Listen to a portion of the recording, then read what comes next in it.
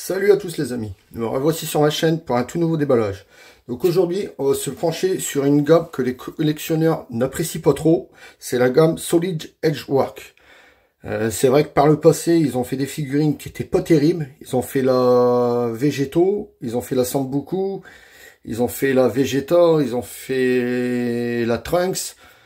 C'est vrai que les figurines n'étaient pas très belles.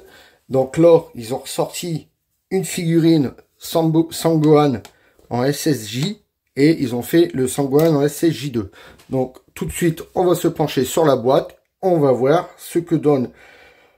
Apparemment, ils auraient fait des efforts, donc on va voir ce que donne cette figurine. Donc tout de suite, la boîte. Donc là, on voit le Gohan avec la marque Solid Edgework, la licence Dragon Ball Z sortie par Bandai. Sur le côté, on voit le Gohan de la tête aux pieds.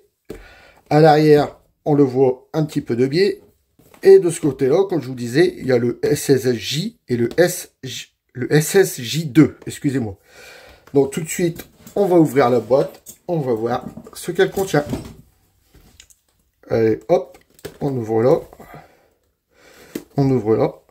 Ça fait déjà un petit moment qu'elle est ici. J'attendais pour vous en faire le déballage. Et ben, on va voir ça tout de suite. Donc, qu'est-ce que ça donne?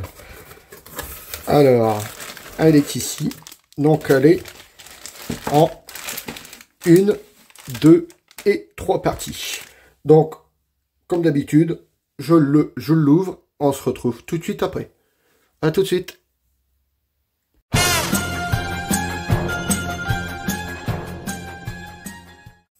Donc, on se retrouve avec la figurine déballée. Donc déjà, c'est une toute petite figurine. Je la voyais plus grosse que ça. Donc, comme on peut la voir, elle est en 1, 2 et 3 parties. Donc, on va se pencher sur la figurine. Déjà, le socle. Alors, le socle, comme d'habitude, hein, gros socle dégueulasse. J'espère qu'on n'en aura pas besoin pour la faire tenir. Parce que franchement, avec un numéro de série là, ils pourraient faire des socles transparents comme ils font d'habitude. Là, des gros socles bleus comme ça. On dirait du chewing-gum. C'est vraiment... Franchement, c'est affreux. Enfin bon, on verra bien si on en a besoin pour la faire tenir. On va se pencher sur la figurine. Donc déjà, on va la monter. Est-ce que c'est simple à monter? Est-ce qu'elle est dure en boîte? Non, elle n'est pas dure. Elle est vraiment... je suis très impressionné car elle est très belle. Comparée aux autres figurines de la gamme qui étaient vraiment dégueulasses, comme je vous ai dit en entrée. Franchement, elle est très belle. Et en plus... Donc attendez, ben avant, déjà on va se pencher sur les cheveux. Les cheveux sont très bien. À part, ah si, j'allais dire des bêtises, il y a quand même du dégradé ici, je ne sais pas si on le voit à la caméra. Un petit peu de dégradé là à l'arrière, un petit peu là sur la grosse mèche.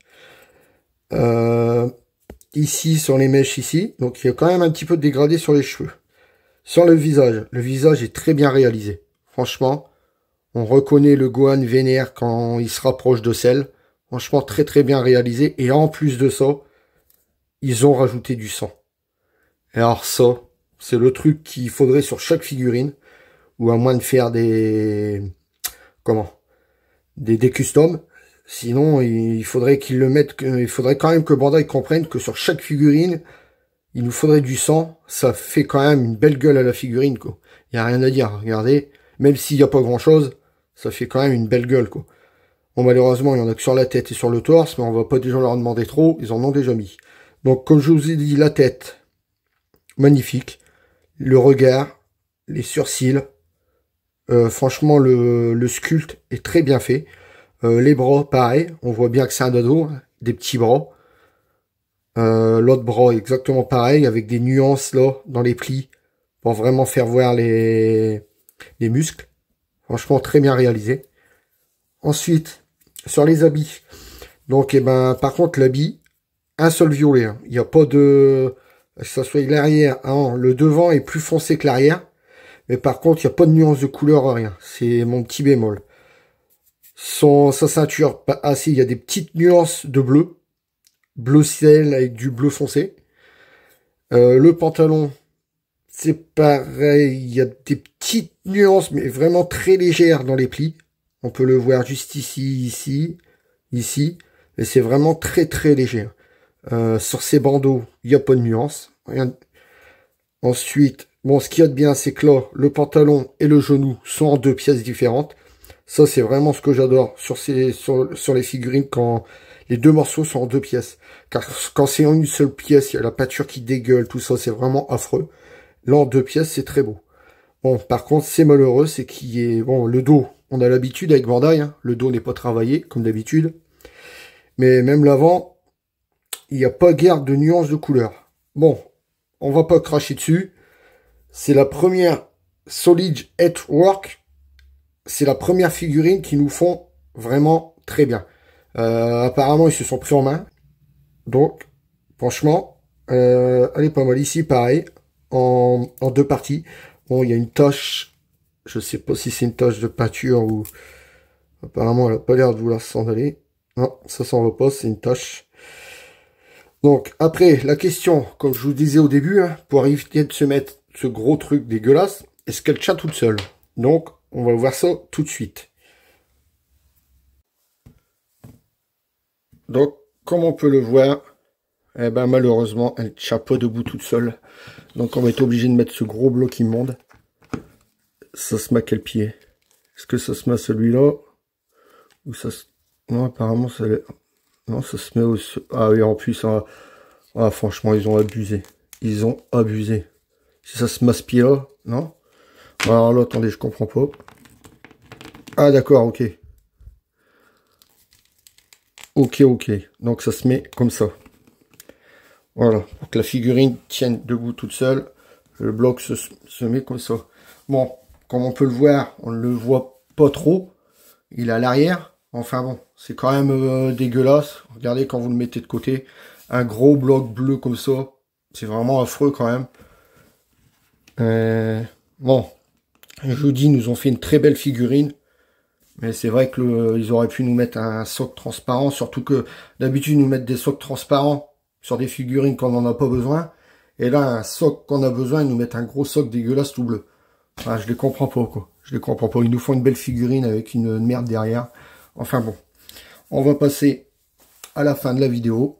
On va retourner sur la vue du haut. Alors, nous revoici en haut. Alors, est-ce que je vous recommande cette figurine? Franchement, oui, je vous la recommande. Effacez de vos mémoires tout ce que Solid Jetwork a fait avant. C'est vrai que les figurines étaient affreuses. Celle-là est vraiment très très belle. Franchement, je vous la recommande. Elle est magnifique. Bon, le bémol, comme je vous ai dit, c'est qu'elle tient pas debout tout seul. Et il y a ce gros truc dégueulasse. Mais enfin bon, mis à part ça, le petit Gohan, franchement, il est magnifique. En plus, avec l'Ichiban Kuji, le sel Ichiban Kuji, je pense qu'il a proportion, vu que c'est un petit Gohan. Vous voulez que je... Attendez, je vais peut-être vous dire les centimètres pour vous dire à peu près. Il mesure 17 cm. Voilà, c'est pour ça que je vous disais que comparé aux autres figurines, il est tout petit. Genre comparé à la grande histoire et tout. Donc, eh ben, voici. Nous arrivons à la fin de cette vidéo. Donc, si vous avez aimé ma vidéo, laissez-moi un gros pouce bleu. Si vous n'êtes pas encore abonné, abonnez-vous. Vous pouvez aussi me retrouver sur Instagram, Twitter et TikTok. Je vous laisse en compagnie du box et je vous dis à la prochaine vidéo. Salut à tous les amis.